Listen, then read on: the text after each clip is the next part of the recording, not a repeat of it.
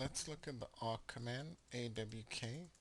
If we say man awk, we'll see awk as a pattern directed scanning and processing language.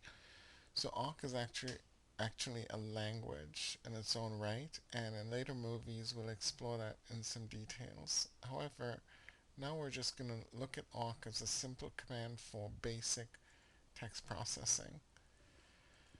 We have a command in this directory called commands.txt. Let's look at this in some detail.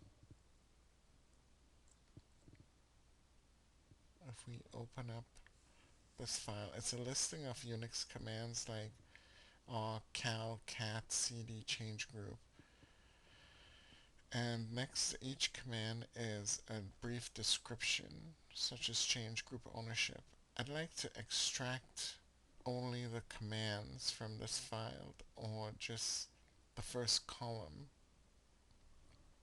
Let's go ahead and close this, and let's see how we could do this with awk. We could say awk and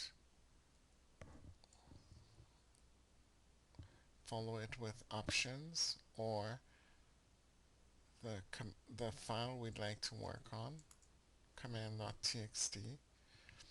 But between awk and the file we're working on, we could put single quotes and tell awk how we'd like it to process the commands file. Inside the single quotes, we could include open and close curly brackets, and we'd like awk to print out the first column of the commands.txt file. So we'll say print $1. If we wanted the second column, we could say 2 or 3, and so on. In this case, we'll say 1. So we have awk, open, single quote, open, curly, print, $1 to represent the first column, and don't forget to close your curly bracket, close the quote, and the file we're working on. And there we have it. We have unique, unzip, uptime, and so on. All the columns of that file. If we pipe this to more so it doesn't scroll by the screen so quickly, we'll see we have an alphabetical listing of quite a few Unix commands. Now, let's try awk on a system file. There's a file called etcpassword that contains user information. And here we have the root user with some information, a description of who the root user is, the system administrator, the home directory, and the shell, and so on. And here are different users. Let's see if we could extract the users from this file. So we're going to cat etcpassword, and we're going to pipe it to awk,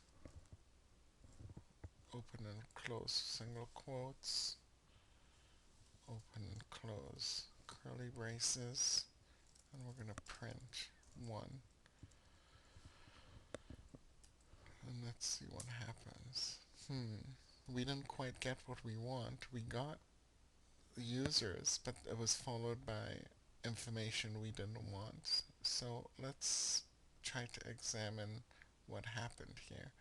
In the commands.txt file, what separates the columns are spaces. This is the default separator, or what awk expects. However, in the password file, the separator is not a space, it's a colon, and this is the problem.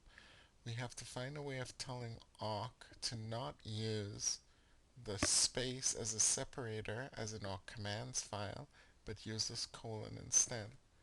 So let's clear the screen. Let's up arrow to bring back our command.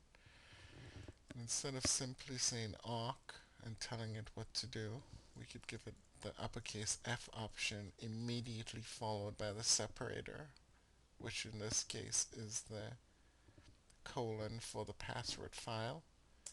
And now when we hit enter, here are all the users. So let's clear the screen and let's try to print column 5. And we see system administrator, unprivileged user, system services, MySQL server, and this is how we could extract different columns from different files using the awk command. For more information on awk and using the awk programming language, look at the awk man page.